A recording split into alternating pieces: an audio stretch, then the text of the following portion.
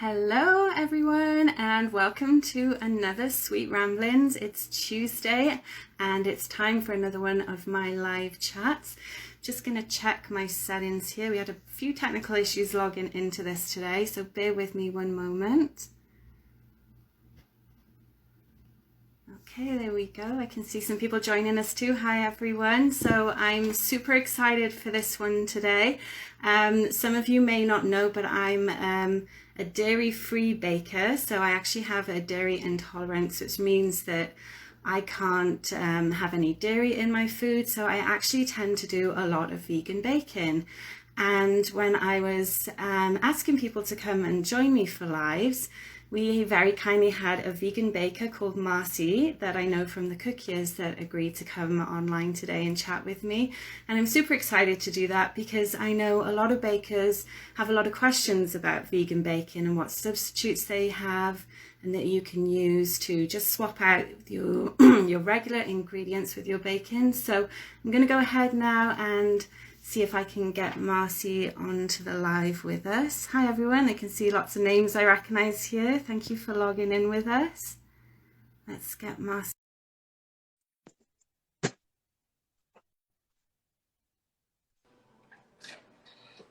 Yes, good afternoon. How are you? I'm great. How are you doing? I'm good, thank you. Nice to see you. It's good to see you too. Yeah. Oh, I'm so excited to be here. This is great. So just to let everyone know, this is Marci's first live. So big props to you for agreeing to come and do this with me for your first live. That's Thank awesome. you.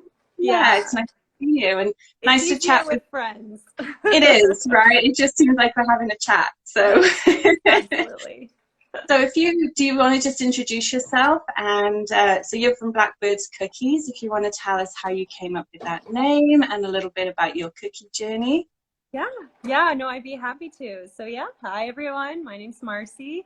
I am the owner of Blackbirds Cookies, and the name actually kind of came very sporadically. My personal Instagram account is Blackbird Fly, from the Beatles, Blackbird singing the dead of night. Yeah. And I'm an avid Beatles fan. I grew up listening to them, just any car ride. That's kind of where it came from. And then, hi, Devin. Just saw your little chat there. So yeah, and that's just, when I was coming up with names, I was like, I don't know. I don't know what to call I don't know what I want to own this as. And so I was, like, well, I'm probably mostly going to do, everything through Instagram because I've seen it done. I see that it's possible. So then I just kind of took Blackbirds Cookies, so because they're my cookies, so why not? That's awesome. I love that story behind it. And it, like you say, it's hard to come up with a name, isn't it? Because everyone automatically thinks it should be something cookies, but then when you look at it, everyone's got cookies in their name. It's really hard. Oh my gosh, yes. Yeah. And I so love that. for me, I was like, well, I'm just gonna do cookies. Like I make the most lopsided cakes possible, so those are devoted to my family members. So I couldn't do like Blackbird's Bakery, or anything like that. So I'm like, you know what? I'll just stick with cookies. It's fine. Yeah, that's good. And you're very good at them, so good for you. Thank you. So how did your cookie journey start then? I know a little bit because I've done some research about you, but if you want to just let everyone know, how did you fall into the cookie world? Yeah, no, it was by accident. A very awesome accident, really. I just started I'm a very, very hobby baker. So I would probably bake maybe once or twice a month, if that. And so then COVID kind of happened and I actually had to quit my job and, be home with my daughter. And I was like, well, let's just bake because I'm bored. Why not? Let's see what happens. And then I saw these amazing sugar cookies by like so many talented bakers around the country and the world. And I was just hooked. I was just like, those are the most beautiful things I've ever seen. I didn't even know you could do that with cookies. And I wanted to try it. And so then I just kind of played played along and see, you know, I learned, I've looked and took classes. I'm still taking classes. I think they're hugely important, especially if you want to, you know, fine tune your skills. It doesn't hurt to always be learning. And so that's kind of where it started. And then I had a friend just be like, how much? I was like, what do you mean how much? Like, I sell these? What? That's crazy. Like, me having a business, I didn't think it was possible. And then here I am. That's awesome. I think the pandemic has spurred on a lot of new bakers, and it's Yes. been kind of a comfort thing for people to do. You just feel like you want to go back to basics, and and you get into the community that you talked about, and it's such a great community with support, and everyone's so generous to share their knowledge as well, and it's great. So I'm glad you found something to help get you through it, and now it's turned into this business. So yeah, it's been awesome. Yeah. And you went through a kitchen renovation, I see, recently. Yes, we're almost done. It's literally like, luckily I actually have a functional kitchen again, which has been great, and great for my mental health, because I was gonna lose it. But yeah, we've got kind of final touches now. We've got the backsplash that'll be going in either tomorrow or the day after, and then paint touch-ups and little things like that. But it's almost done.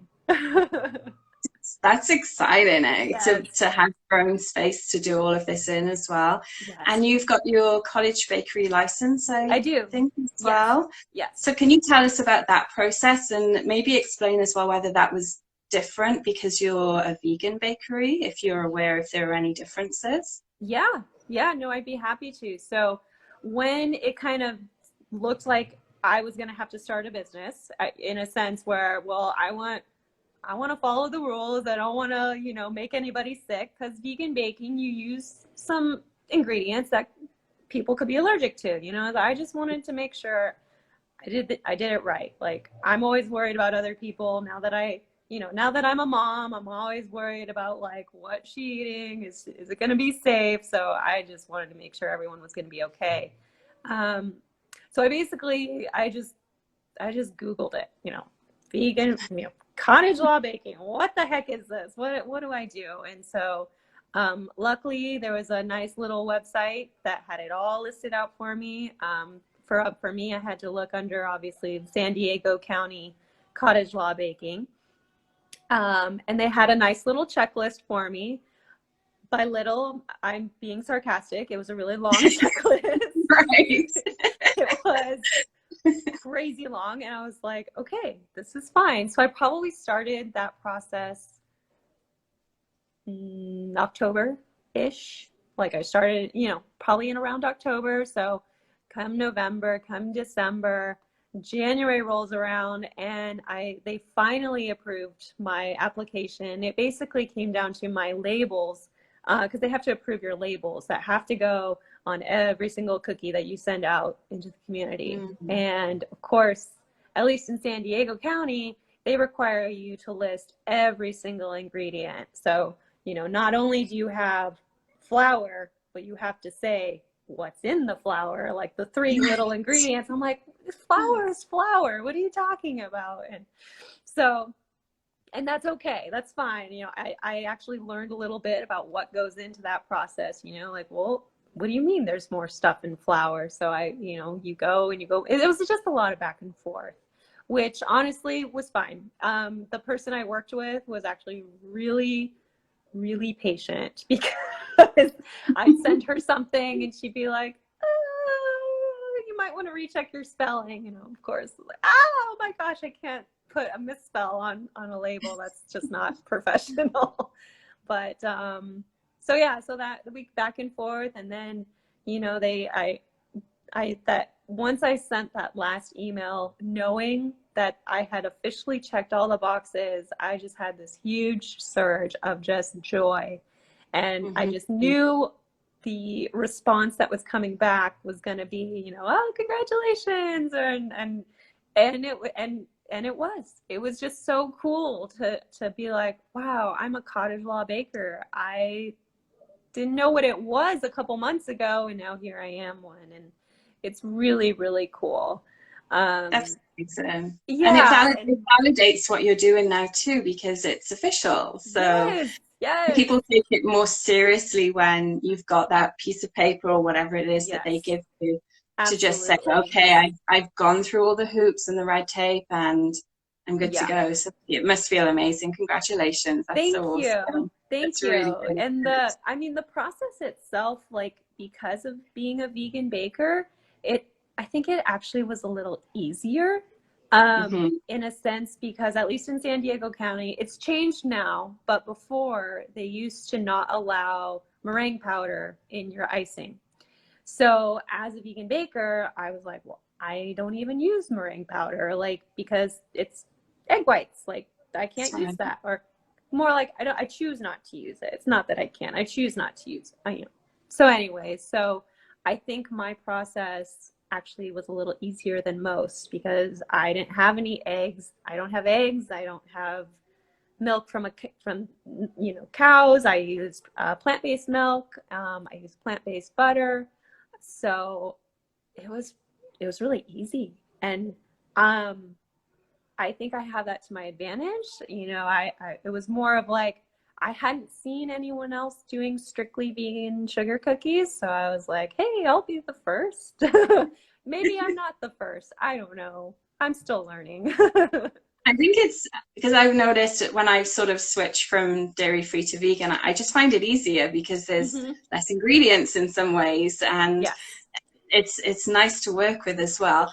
Do you find, because I don't know too much about the cottage law Mm. bakeries, because it's very different in Canada. We don't have that here. It's all down to your local health board.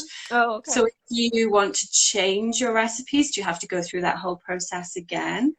Um, I at least if I wanted to add on ingredient, like say I wanted to start selling like drop cookies, and Mm. so they said I would just have to follow the same guidelines. The only time I would have to go back for a full evaluation would be as if I were to upgrade my permit. So right now I have a class A, which means I can sell directly to people, like me to the other person. If I wanted to do a class B, which I really want to do once this whole kitchen thing is done, that means I can actually sell it, have a third party sell it for me. So I can put my cookies in like a coffee shop or a bookstore or, and so honestly, to me, that would be a really cool goal to have. But that requires, an on-site evaluation and just a whole nother Mhm. fun bunch of fees I have to pay, which it is what it is. Yeah, baby steps. So take Yes. one step at a time. Yeah. Yeah. So Yeah. in terms of vegan bacon, a lot of the questions that I've had is, how do you know what to use as your substitute? And I know I like to Mm. experiment with different things. For Mm-hmm. my Mm-hmm. egg, I'll sometimes use milk. I'll sometimes use applesauce. I'll use avocado. Mm-hmm. Do you have a go-to that you use, or do you switch it up as well, depending on the So bacon? yeah. I don't do a substitute. I just omit it completely. Hmm. Actually, in my recipe, I have just cornstarch as the binding agent, and it's like when I do cakes, I'll do applesauce because that's a bigger scale. Again, cakes are only for family. Sorry, um, but it's it, I the recipe that kind of got me started was from Nora Cooks Vegan, and she is amazing. Yeah. She's got so many recipes. Every time I see her post on Instagram, I seriously have to be like, Nora, you're killing me here. I'm gonna become like, I'm not gonna go anywhere. These recipes are amazing. They're so good. And what was important to me was finding the recipes that taste like the originals. Like, Yes. I'm a vegan baker more from an ethical standpoint, and health standpoint. But I was like, I obviously I loved cheese. I loved butter. Like I miss those flavors. So I want to make sure I have a recipe that tastes exactly like that. And her recipe was the one that got me started. She's amazing in what she does, and I just I will never stop praising her recipes. They are just so cool. So if you guys get a chance, like check her out. She's got so many good ones. But her basic cookie recipe was, sorry, my cat's like going crazy. Child on one side, cat on the other. That's okay. Life, let me tell you.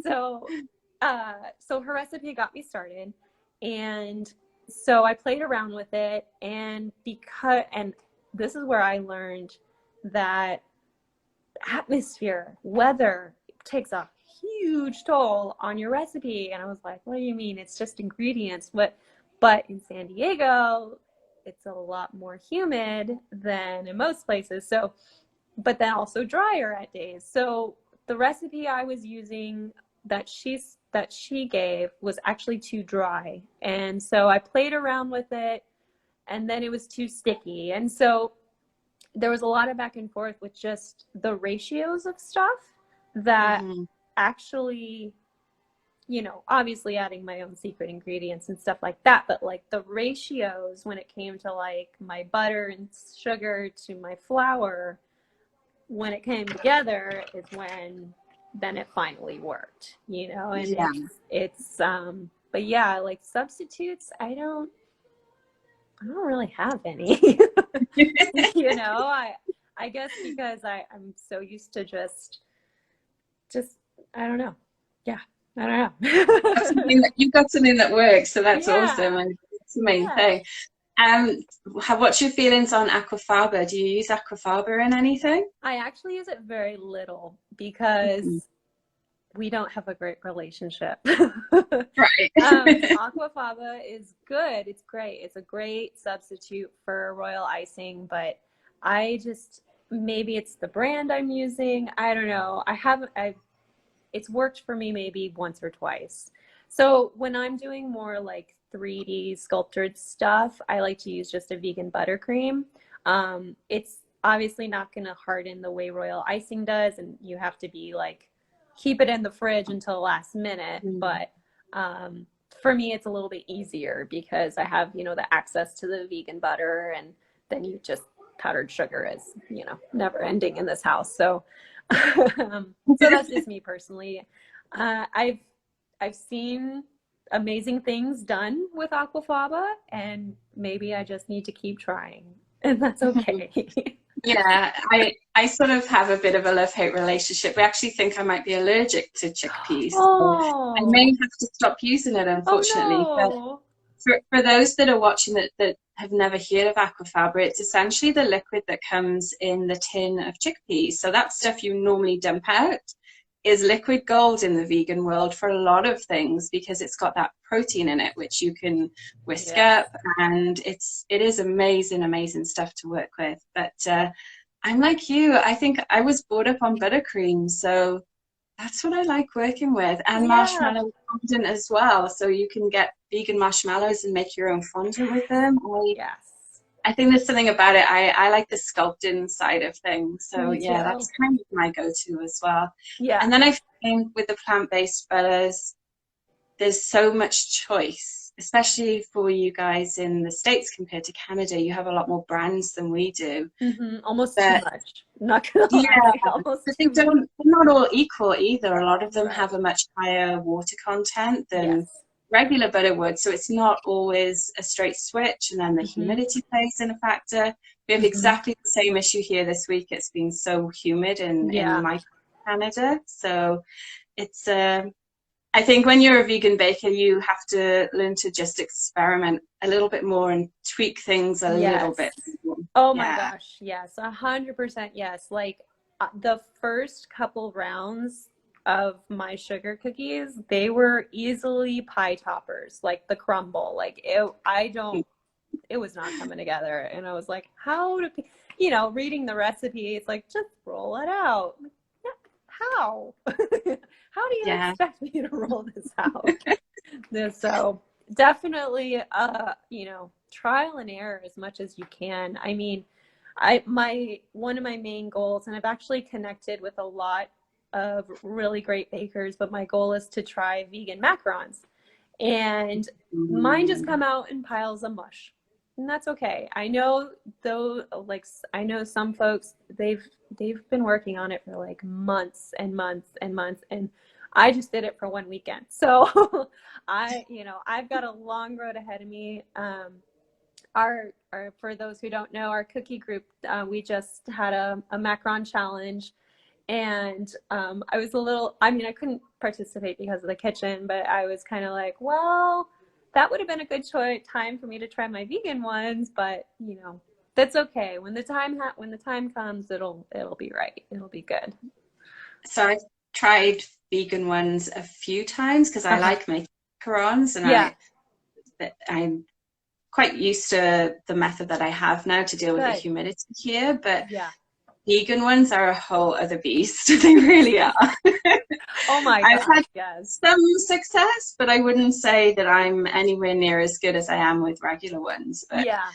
it's different. There's a lot of great groups on Facebook for vegan macarons, which if anyone is interested in making them, start in the groups, because people can walk you through the process. If you share pictures of what's gone wrong, they usually know how to fix it. But yeah, they're tricky.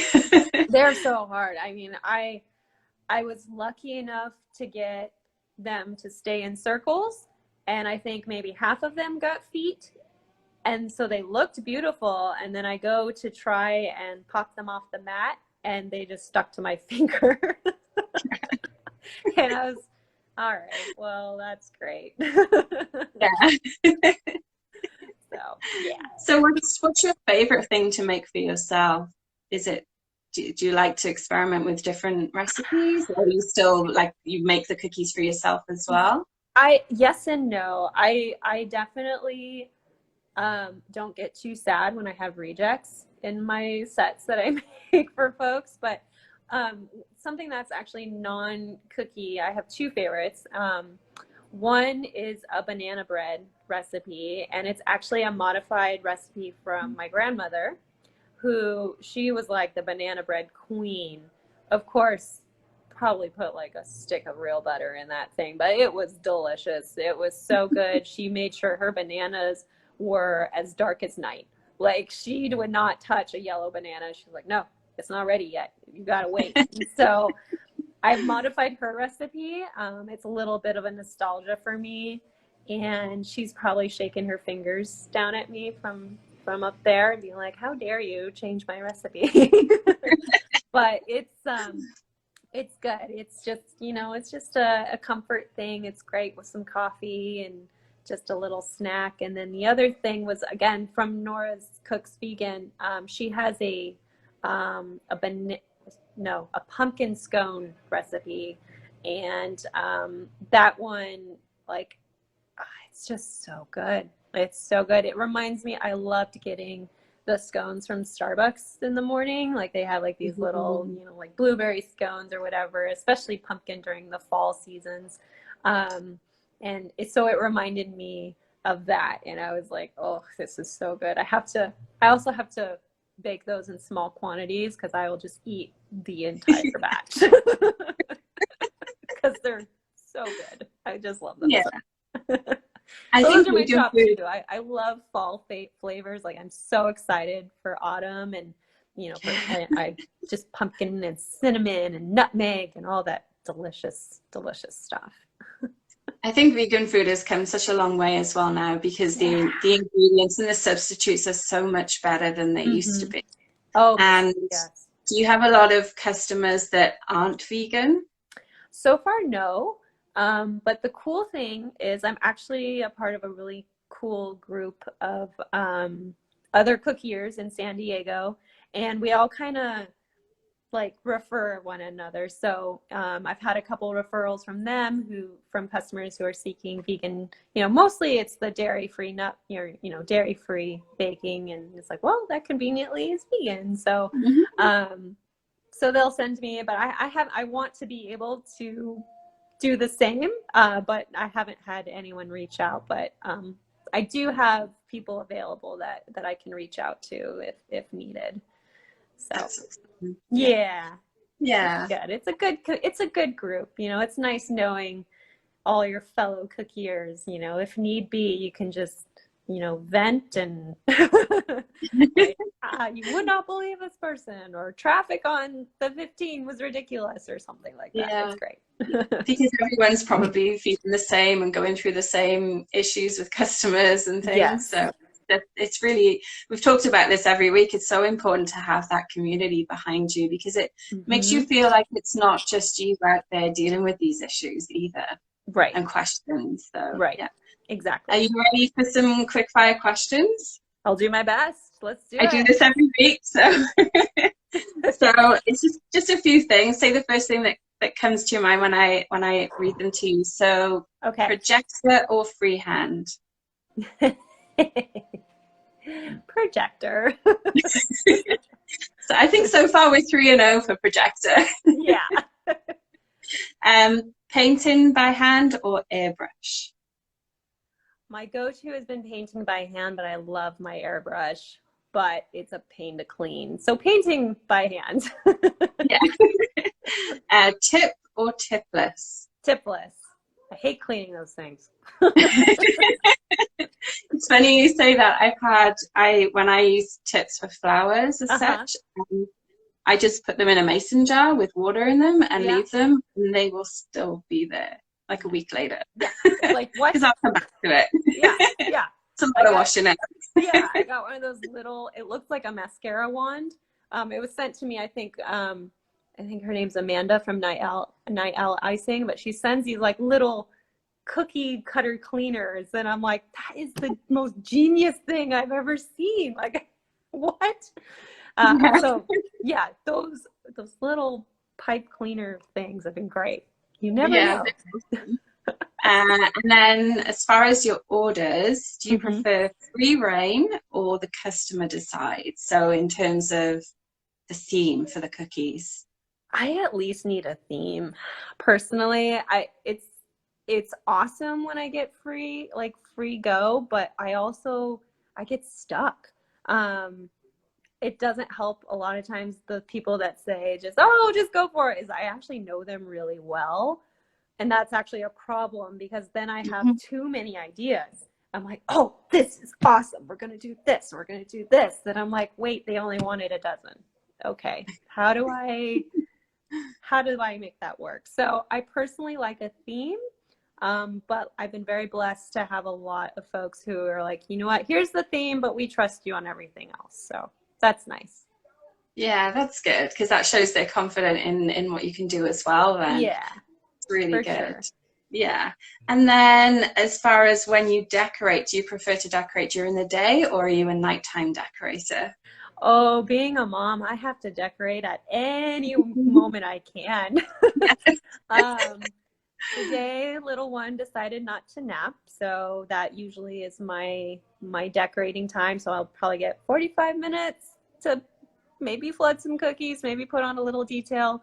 But most of my decorating is at night after she goes to bed, which, that's kind of how this process started. And so that's been, for me, a really good way to kind of wind down the day. It doesn't help when it's like, this order's due like in 2 days and I have them half done and I haven't even photographed or heat sealed them or even gotten them ready to go. So that's when it gets a little tricky, but I do nighttime.